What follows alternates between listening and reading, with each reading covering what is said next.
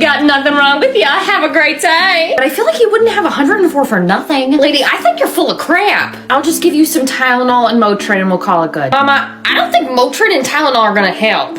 Let's head out. Just lay down and rest, sweetie. I'll check on you soon. Okay, fine. I'll try to get some sleep. Good night. Let me do his temperature this time. 104. Mama, I feel worse. Mom, George is being a whiny baby again. I think it's time to head to the pediatrician's office. Promise me no one's shoving anything up anywhere this time. I'm watching.